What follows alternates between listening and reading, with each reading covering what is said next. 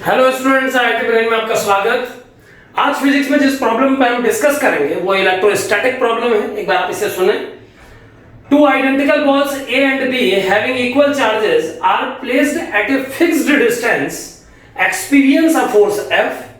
A similar uncharged ball C after touching one of them is placed at the middle point between the two balls. The magnitude of force experienced by this ball is.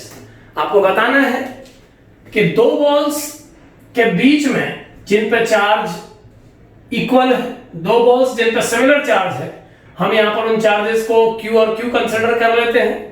ये दोनों balls एक दूसरे पर F force develop कर रही हैं, यानी पहली बॉल दूसरी बॉल को F फोर्स दे रही है और एक्शन रिएक्शन से ये बॉल भी इसे F फोर्स दे रही है। अब आप एक तीसरी बॉल जो सिमिलर है उसको लेके आते हैं और इस बॉल से टच करा के इन दोनों बॉल्स के मिडिल पॉइंट पर प्लेस कर देते हैं। तो आपको बताना है कि ऐसा करने से ये दोनों बॉल्स इस मिडिल बॉल पर कितना फोर्स डेवलप करेंगी।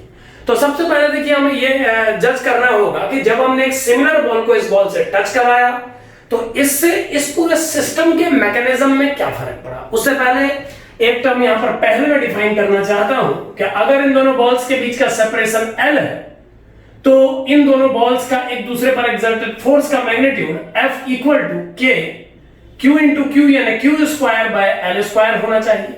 यहां पर आप ध्यान दें, इन दोनों बॉल्स को पार्टिकल के इक्विवेलेंट कंसीडर करके इस प्रॉब्लम को सॉल्व किया जा रहा है।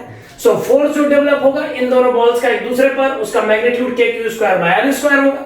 अब जब आपने इस थर्ड सिमिलर बॉल को इस बॉल से टच करा के सेंटर पर रखा तो दोनों बॉल्स के आपस में टच होने के कारण और सिमिलर होने के कारण इस चार्ज का अमाउंट 50-50% दोनों बॉल में डिस्ट्रीब्यूट हो जाएगा। यानी अब जो सेंटर पे आपने बॉल रखी है वो अपने साथ दूसरी बॉल का Q/2 चार्ज लेके इस पोजीशन पे आएगी और पहली बॉल का Q चार्ज अभी उस बॉल में अवेलेबल है। अब इन दोनों बॉल्स जो पहले से ही इस सिस्टम में प्रेजेंट थी उनके कारण इस मिडल बॉल पर फोर्स कैलकुलेट करना है। तो सिंपल ही देखें, चूंकि इस बॉल को मिडल पर रखा गया है तो ये डिस्टेंस L/2 होनी चाहिए और सिमिलरली ये दूसरा जो डिस्टेंस है इन दोनों बॉल्स के बीच में ये भी L/2 होना चाहिए। फर्स्ट बॉल, सेकंड बॉल और थर्ड बॉल, मैं इन तीनों बॉल्स को नंबर दे रहा हूं। अब अगर हम कैलकुलेट करें तो जो फर्स्ट बॉल है वो थर्ड बॉल पर जो फोर्स एक्सर्ट करेगी उस फोर्स को हम लिख सकते हैं F(3) due to 1 and this is equal to KQ/2 over L/2 whole square. और चूंकि ये बॉल इसे रिपल करेगी तो इसका डायरेक्शन में आई कैप से शो कर रहा हूं। यहां ध्यान रखें कि इस पूरे प्रॉब्लम को जिस साइन कन्वेंशन में सॉल्व किया जा रहा है उसमें आई कैप इस डायरेक्शन को माना जा रहा है जबकि माइनस आई कैप इसके अपोजिट को। ऐसे ही दूसरी बॉल तीसरी बॉल पर जो फोर्स डेवलप करेगी उसको हम लिख सकते हैं कि Q/2 divided by L/2 whole square और इसका डायरेक्शन माइनस आई कैप के अलोंग होगा। सो मैं इसे माइनस आई कैप से शो कर रहा हूं।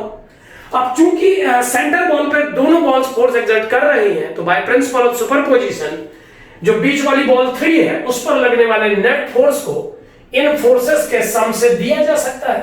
सो अगर हम F31 और F32 वेक्टर को सम करते हैं तो हमें मिडिल बॉल पर फोर्स की वैल्यू मालूम चल जाएगी। अब आइए चेक करते हैं ये कितनी आएगी। तो ये आ जाएगी KQ square upon 2 upon L square by 4 I cap. ये मैं इसे सॉल्व करके लिख रहा हूं और जो दूसरा फोर्स है वो बन जाएगा KQ square by 4 upon L square by 4 with minus I cap. Minus को मैंने मिडिल ले लिया है। अब अगर मैं इन एक्सप्रेशंस को सॉल्व करूं तो ये बन जाएगा 2KQ square by L square I cap minus KQ square by L square I cap. और फाइनली अगर मैं इससे इसे माइनस करूं तो ये बन जाएगा KQ square by L square I cap. और जैसा हम देख पा रहे हैं KQ square by L square की वैल्यू को क्वेश्चन में शुरू से ही F नोटेशन से शो किया गया है। सो इसे F से कन्वर्ट करने पर ये फोर्स का वैल्यू आ जाएगा F आई कैप, यानी इसका मैग्नीट्यूड होगा F। सो अगर आप एक बॉल को अगर एक सिमिलर बॉल को किसी एक बॉल से टच करा के उन दोनों बॉल्स के मिडिल पे रखते हैं तो इस कंडीशन में मिडिल बॉल पर अब दोनों बॉल्स मिल करके उतना ही फोर्स डेवलप करेंगी जितना फोर्स दोनों बॉल्स एक दूसरे पर एक्सर्ट कर रही थी जब मिडिल बॉल को नहीं लाया गया था। Thank you.